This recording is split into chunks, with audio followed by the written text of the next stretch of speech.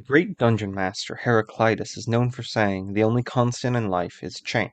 In all we do, it involves change. We grow, we age, we change relationships, change jobs, change social status, and the same goes for TTRPGs. And it's why, yeah, I'm breaking up with D&D. But I have standards for myself, so trust me, this isn't gonna be a dogging on Wizards of the Coast and tearing apart every rule that I think sucks in Dungeons and Dragons. There's a bit more nuance to it, and a bit of magpie-oriented advice throughout this video. For me to make such a brash claim, I think you should all know a bit more about my story with TTRPGs. I've always played a few TTRPGs before D&D, but never consistently. I think the closest I got to dabbling was with a Pathfinder starter set with some friends back in the day. It was a very short adventure. Honestly, I can't even remember if we party wiped or completed the adventure. Dungeons and Dragons 5th edition is what got me here. It was my first level 1 to 20 campaign. I started out as a nature cleric with some awful stats who went from being able to not really do anything well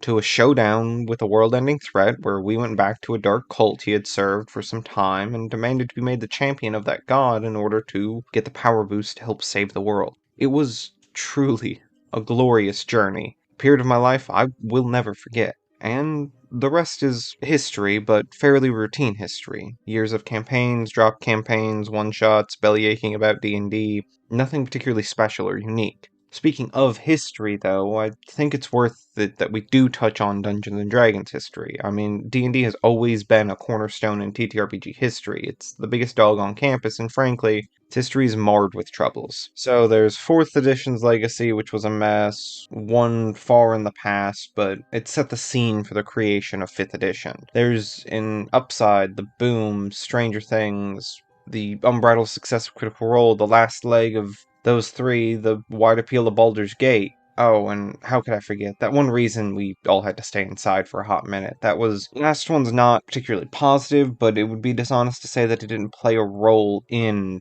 Dungeons & Dragons boom. Not everything, however, in the modern day has been great. There have been mass layoffs, allegations of AI use, connections to a gambling company, the OGL scandal, and least offensive but all still a little annoying and lackluster was their attempt at a 50th anniversary. I won't waste too much time. There's plenty of channels out there that air Wizards of the Coast's dirty laundry excessively. Beyond the social complexities and social struggles of 5th edition, 5th edition has a lot of mechanical troubles as well. I always say I'm not a rules bird, but that doesn't mean I don't sometimes have a problem with them. There are people who have made whole careers about talking about not only Dungeons and Dragons social struggles, but also their mechanical struggles. So I'll leave that up to the people who are more qualified and more entertained by writing scripts and recording videos of those types of things. I don't think I'm the guy to fix Dungeons and Dragons, especially the Ranger. If we can't fix the Ranger after 10 years, I doubt I'm going to be the bird to do it. But I can generally summarize it in the sense that 5th edition is a rules-focused system. It wants players to be able to play whatever kind of game they choose. 5th edition set out so you could tell any kind of adventure. You weren't restricted to tell a particular type of story, but a buddy in Blue Sky put it best when I'd asked about D&D being not DM friendly, and the comment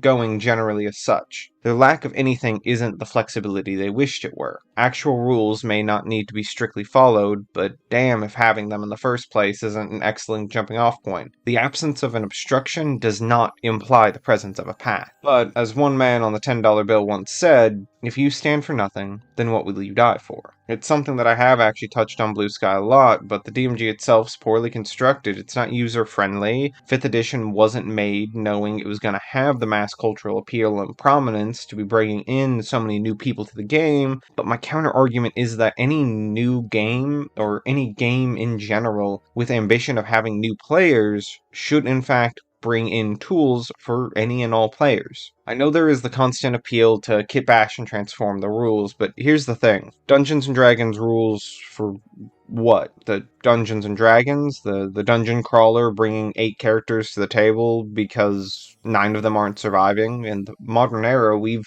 transpired the game to be a lot more of a character drama, a lot more roleplay focused. It's something Matt Colville breaks down in his video titled What Are Dungeons For? The game isn't what initially it was for the majority of players, and Dungeons and Dragons has kind of failed to adapt. And with that, I think it's worth looking at something else, because this 5.5e or 6e or Dungeons and Dragons Next Gen or whatever the 50th anniversary ended up being called, based on everything I've heard, doesn't seem like it's going to be doing too much to fix any of those allegations. I haven't played it, so correct me if I'm wrong if D&D has heel turned and corrected the mistakes.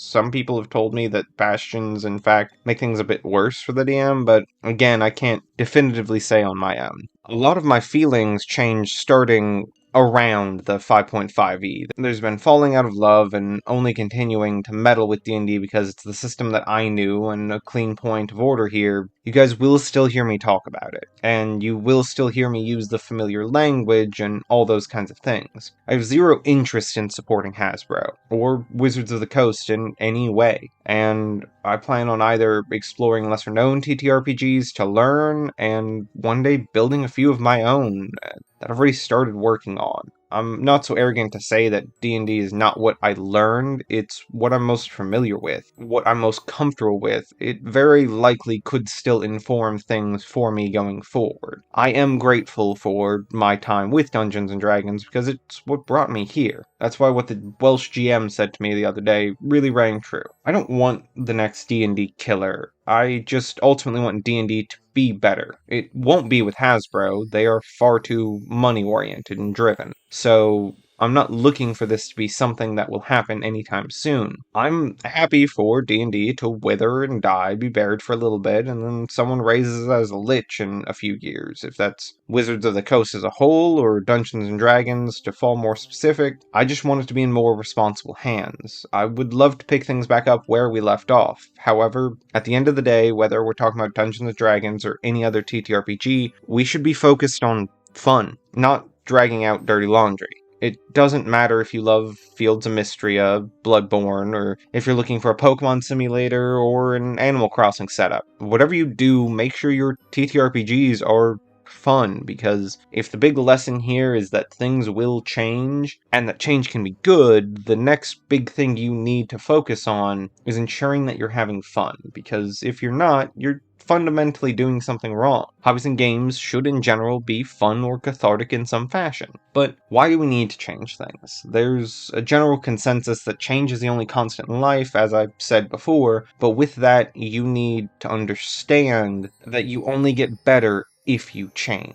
You only become a more adept storyteller if you take on different challenges, if you try different things. Frankly, like I said earlier, if you're not having fun, something needs to change. The last part of it is something that's a bit of a professional motto for me, and that's to never settle for default settings. As I record this, I'm probably sitting next to 10 to 15 Dungeons and Dragons, Pathfinder, Sword and Sorcery books just sitting on my desk. And yeah, they have a lot of cool monsters, ideas, stories, and all of that. And store-bought campaigns are by no means a bad thing, and never feel shame about using them. However, if you feel that itch, that desire to create, you need to chase that. And if you need to change things to fulfill that, that's pretty important too. There's a lot of different roadblocks you can hit. Maybe you're just stuck in the process of storytelling. Maybe you're not happy with what you initially thought was a great idea. Maybe you just need a little bit of time to evaluate and evolve on how to improve. This applies to every element of TTRPGs, from NPCs, general world building, the narrative of it all, and doing the impossible of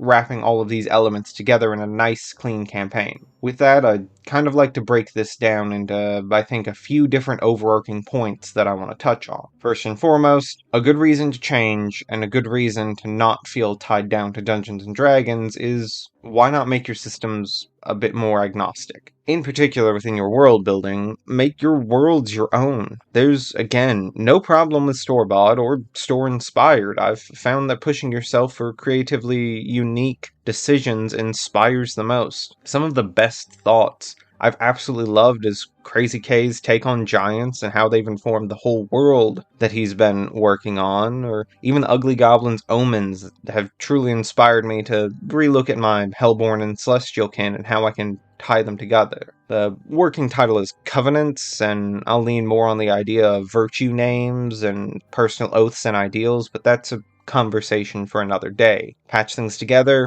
experiment, never feel tied down. It is truly inspiring to see the unique takes and evolutions that have on such a core fundamental level of fantasy of these TTRPG elements. Setting to revisit the point the Welsh GM made all those weeks ago in Blue Sky, never settle for default settings. In the current day and age, with how things are growing with generative AI, human creation has never been more important. Create your own human stories, your own world, your own characters. That's why these games exist. They are here to facilitate storytelling and human expression and human interaction, and that is the beauty of them. Don't be afraid to look at your monsters and change them up. I think in general, dragons are very easy for people to find the binary groups of Wizards of the Coast put dragons in and don't ever look at it twice. Two different ways they can look. Chromatic, metallic, good, bad, boom. That's done. We've talked in length about dragons and their fundamentals. If you missed that video, well, I highly recommend you check out the thesis of dragon. I'd actually love to know if you all would like to see more of the longer form content, the deep dives into certain fantasy TTRPG cores or concepts. Beyond dragons, let's take a look at mimics. Even something as simple as Dungeon Meshi made them into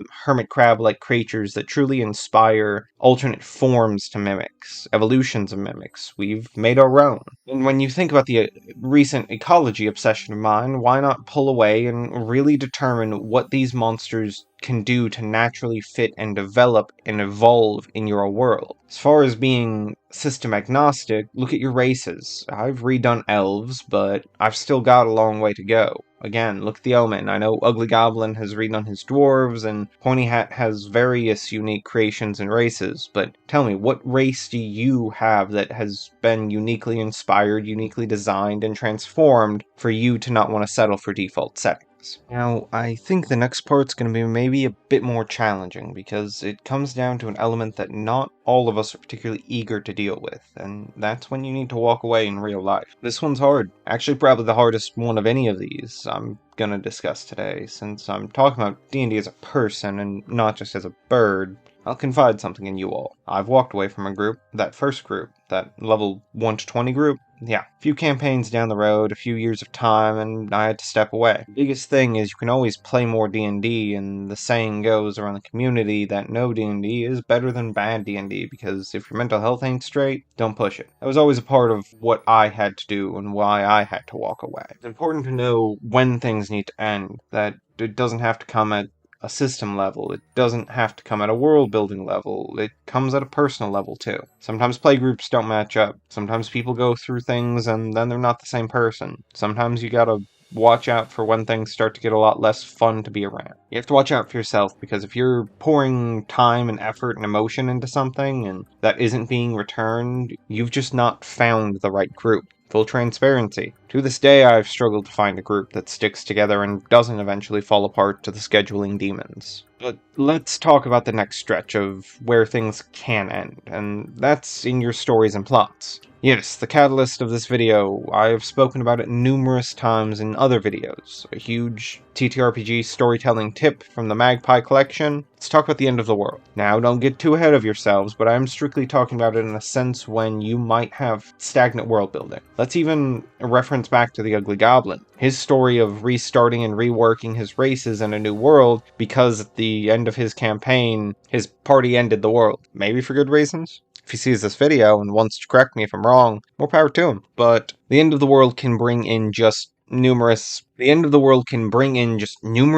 ways of enhancing and changing up storytelling. Maybe you've been in a world that you've built for years, and you feel like you've explored a lot of the drama, a lot of the tension, and most of the problems should be fixed by now. Maybe it's about time to end it, isn't it? And when I say that, there's really a lot of different ways, because not everything has to be a full-blown apocalypse, but it can be a flirtatiously apocalyptic. I allude to the Eldrazi of Magic the Gathering, or any of the near world-ending threats in Yu-Gi-Oh! Dual Terminal world lore. But beyond having a invading force of an unknown mass amount of otherworldly entities, whether it be celestial or aberrations or fiends of some kind, there are other ways you can properly end your world or meaningfully impact the rest of existence. I'll kind of go through these in, I guess, no particular order, but one that I want to point out is break a world rule. This is another one I've touched on in a few of my videos throughout the, I guess, year this has been going on. That's breaking a rule. So if your world doesn't have elves, well, what happens if some elves just start showing up and say that they have been a long-lost race, lost in a war between dimensions fighting some arcane parasite? One that's quickly approaching the prime material plane.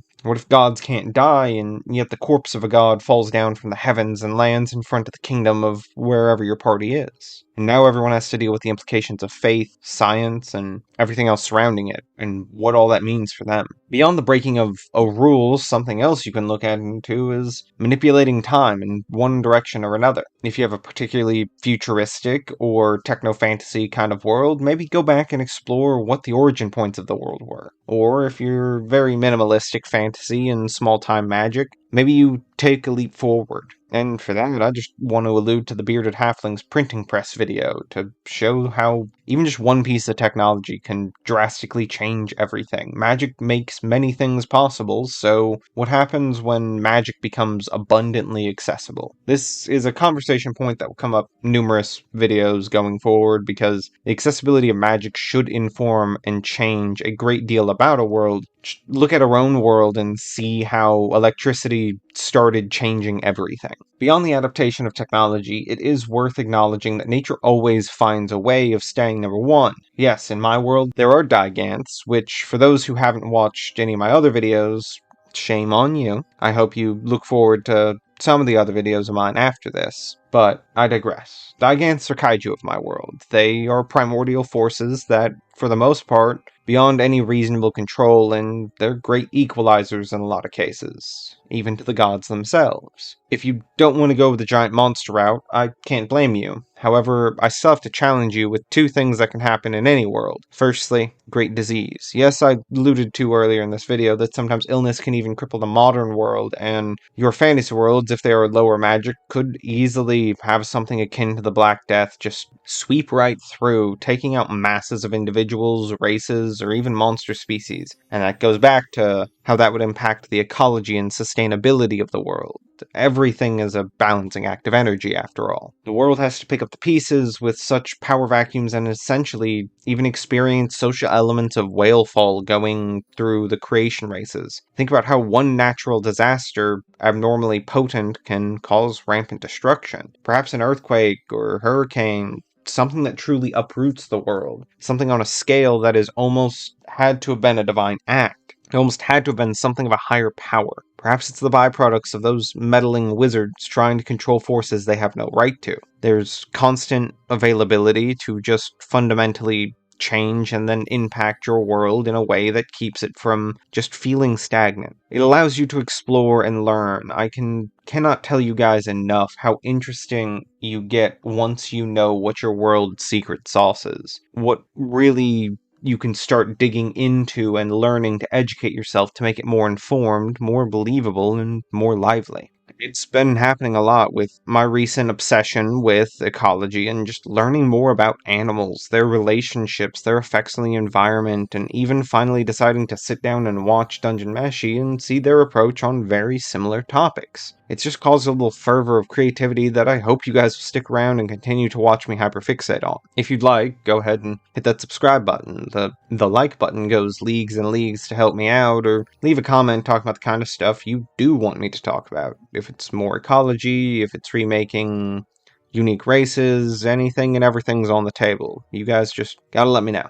With that, I want to focus on the three core principles of a lot of my mentality with TTRPGs and any creative content going forward. First and foremost, always change. There's an expression in Naruto Shippuden episode that I remember of Team Guy's motto. It is to be better than the person I was yesterday, and that's been something I've always tried to keep in my head. I think it's been on a whiteboard in whatever room I've lived in for probably 10 years now. So it's something that I think we can all be a bit more mindful of, trying to learn and evolve. Any kind of storytelling, game, hobby, anything, always change. It's not to say it's changing because you're not good enough or changing because something's bad, but change for the better. Explore, experience, really feel what it's like to do things differently. The next one's huge. No default settings. I think we are in a day and age where creativity is at an unfortunate crisis mode again. With AI generating campaign ideas or creature ideas or whatever, the idea theft being passed on as human experience and human thought is a danger. I think it's in dire need we take a noticeable fight back against it. I think we need to tell stories, we need to have our own thoughts, and we need to explore what is fun, whimsical ideas that come to mind. I think we all need the escapist, childlike wonder of creating completely silly and outlandish ideas and really exploring them to their depths, making it a masterpiece of your own creation. The last one, and perhaps the most important one, is fun is number one. I want you guys to really keep that in your mind. The thing I want to keep in mind is, for me, is fun is creativity and sharing and making everything a little better. I want to express the thoughts and the motivations and all the things I have. I want to maybe design a game. I want to tell an overarching story. I want to share that with all of you in part. A big thing that I want you guys to keep in mind, whether you continue to play Dungeons and Dragons, whether you play 1E, 2E, 5th edition, 2024, 2025, or whatever year it came out. I want you guys to remember that no matter how rough it gets, we don't need Dungeons and Dragons, we need TTRPGs. The dragons will always be ours, and the dungeon's always ours to explore. No matter if you're just starting out, coming up, no matter if you've been grinding away for years, you're just waiting for the right person to notice your creativity.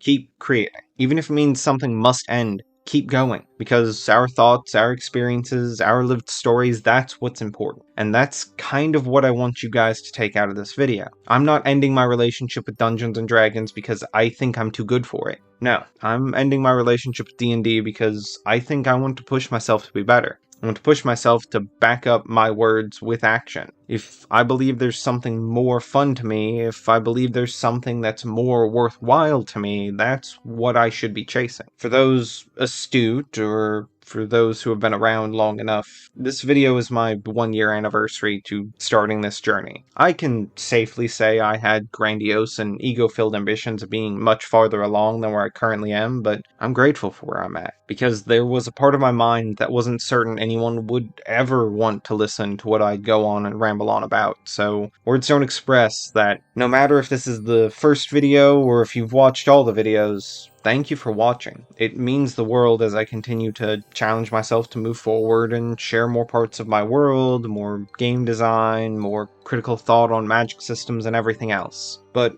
once again, thanks and thanks again. And remember, always magpie responsibly.